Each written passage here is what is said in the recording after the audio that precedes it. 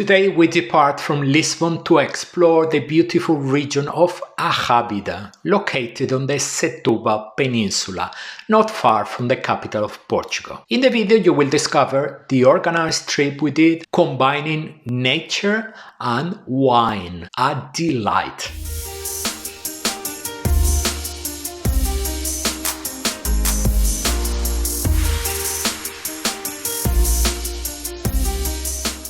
Hola, ¿qué tal? Hello and welcome to Road Trip Spain and Portugal, where we want you to be happier traveling around the Iberian Peninsula with the help of our videos and of our self-guided walking tours. We are always looking for interesting day trips from Lisbon, and when we heard about a tour that runs through the Arrábida, we decided to give it a try. In today's video, we're going to share with you what our experience was like. We'll see how the tour went, we'll see how we booked it, and we'll give you our honest assessment at the end with the good parts and the not so good ones. We booked an 8-hour excursion that leaving Lisbon and immediately crossing the Tagus River took us on a trip with stops at Palmela Castle, the Fonseca winery, the small town of Sesimbra, a drive through the Arrábida Natural Park, the Quinta del Alcube winery, and a stop in front of the Cristo Rey to take in the views of Lisbon before returning to the starting point of the tour. The meeting point for the start of the tour was the Hard Rock Cafe on Avenida da Liberdade, but double check the address on your booking as it may change. The guide arrived on time and soon we were on the road crossing the impressive Vasco da Gama Bridge, more than 17 kilometers long, slightly over 10 miles. Approximately 1 hour later, we arrived in the city of Palmela for the first visit of the day, the Palmela Castle in the district of Setúbal.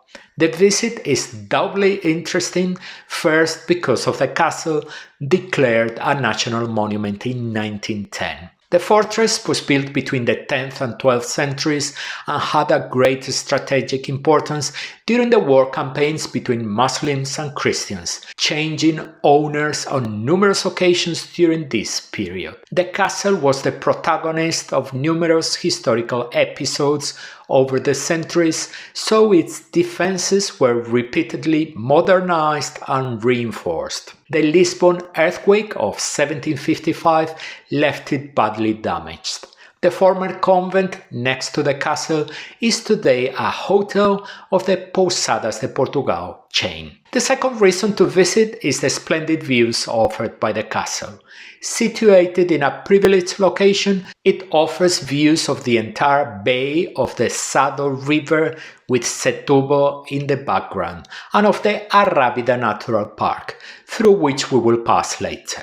We had time to explore both the interior of the castle and the exterior areas with several viewpoints. After the first stop of the day, we now head towards the land of vineyards.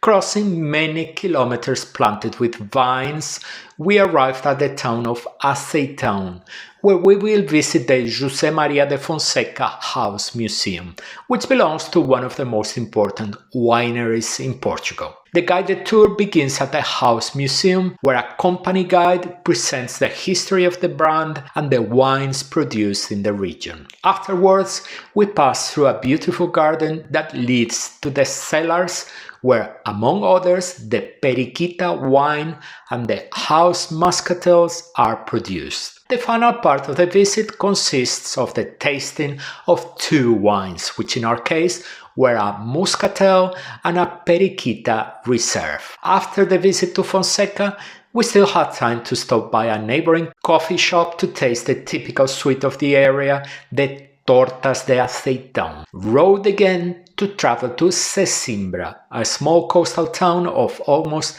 6,000 inhabitants.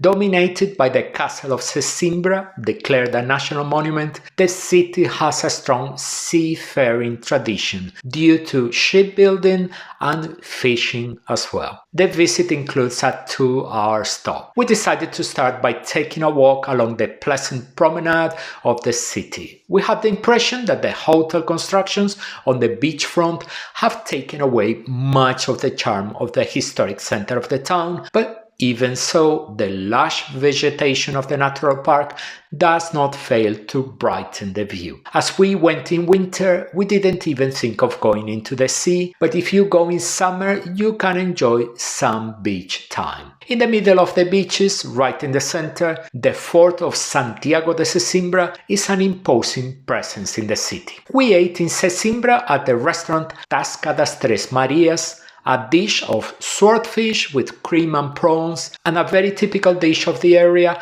fried cuttlefish.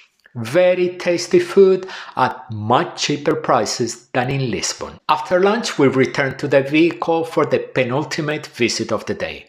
On the way, we crossed the Arrábida Natural Park, climbing to an altitude of almost 500 meters with spectacular views of the ocean and the park, the most beautiful part of the entire trip. The road is narrow and has many curves, but it is in excellent condition. We made a stop on the way to contemplate the views in front of the Convento de la Arrábida, a former Franciscan convent that now belongs to a foundation and where cultural events are held. White houses that surprise for its architecture and its extraordinary location. This drive through the narrow and quiet roads of the natural park with the ocean below was one of the most beautiful parts of the day. Now we head to a small family winery, Quinta de Alcube, for a delicious mid-afternoon wine tasting. We are in the same vineyard land where Fonseca makes its wines, but here it is a much smaller scale production. It is a quiet place with a small production of wines that you will only find here. At the winery, we had the opportunity of a almost private tasting 4 of the winery's wines. After the tasting, we still had time to take a walk around the farm next to the winery. And on the way out of the winery, we were able to approach several cork oaks to see how they extract the cork that will later be used in wine bottles and in many types of handicrafts. Back on the road and back to Lisbon with one last stop on the way before arriving. We headed to the Cristo Rei monument to contemplate Lisbon from the viewpoint at its feet, one of the best views of the city. It is not a visit to the monument, but a 30-minute stop in front of it to contemplate the views. If at the beginning of the day we left Lisbon by the immense Vasco da Gama Bridge, on the way back we entered by the equally impressive 25th of April Bridge, an icon of Lisbon. Finally, we ended up at the point where the tour started. We booked the tour on the Civitatis website, which you can see now on the screen. Civitatis is a trusted partner of the channel, and every time you buy a product on the web following our link, we get a small commission without the price changing for you. We will put a link to the tour in the first comment below the video. It is important to note that we paid for the tour out of our own pocket, because whenever we can, it is how we like to work on the channel, warranting an unbiased opinion with only one commitment to you, our follower. The price of the tour includes transportation, the guides company, speaking in Spanish, Portuguese and English, visits to the wineries and the Palmela castle. Snacks and food along the way are not included. What did we like the most? We liked that it was a very small group. The guide told us that it was normal to go in a small group of 2 to 6 people. In our case, there were 3 of us, and it was a really nice experience. It was almost like a private tour. The tour was done in a van, which was more than enough for the small group we were. We had an excellent guide, always accessible and constantly passing information to us. And we really enjoyed the opportunity to take a tour that we could not have arranged on our own. And no, you cannot rent a car and go out and taste 6 glasses of wine. What did we like the least? Well, we would have liked to spend more time in a few places, but we already knew this limitation when we booked the trip. You cannot add more content in 8 hours. Who do we think this might be a good excursion for? For those who like uncomplicated travel and don't want to worry about researching transportation and logistics, the trip we took was totally relaxed in this regard.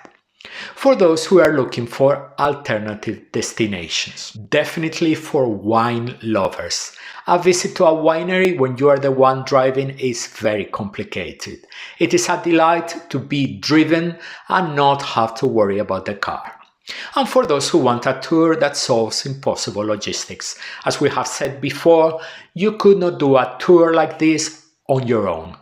For whom we think it would not be a good trip. It is not a tour for those who like to do things in control of their own time. On the excursion, you are not given that choice, you have to follow the tour schedule. Whether you are interested or not, we hope you enjoyed the tour and that it increased your interest in the places we visited. As always, if you have any questions about the content of the video, take advantage of the commentary box to ask. Anyone planning to visit Lisbon is sure to have many questions, and the list of videos about the Portuguese capital already published on the channel should answer many of them. We are waiting for you from now on those videos.